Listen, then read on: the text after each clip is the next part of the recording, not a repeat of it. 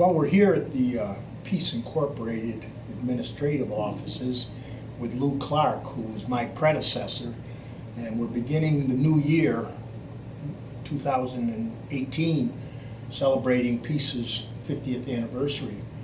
Lou was the executive director for many years. I think, was it 13 or 14? 13, yeah.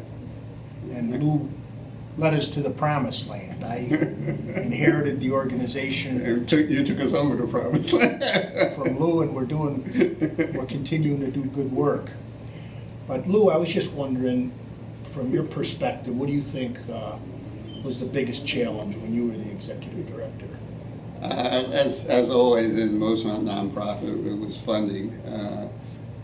I didn't have much diversified funding. I think it was 80 to 85% was federal funding. And so every time the federal budget was shaking, we were shaking. Yeah. I remember that, I think it was 94 when the Republicans took over the House and talked about cutting everything.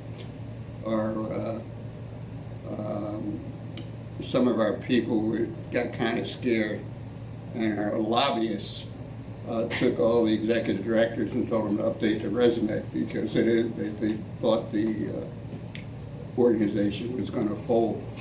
And by and whole, the Republicans, because they liked the block grant application of Peace, they gave us a raise in our CBS funding. So that was a kind of interesting time. Yeah. It's funny, it hasn't changed all that much because it ebbs and flows in terms of the political climate. Right. And most of our funding, if you were at 80% or 85% with federal grants, we're at about 70%. So it hasn't really changed. Well, that's good. That's good because I didn't have as much diversified funding, so you have more diversified funding, so that's good. Yeah, Very it's good. still a challenge though. Yes. You know? The unrestricted income is what we target, Right. but that's always running uphill. Yes.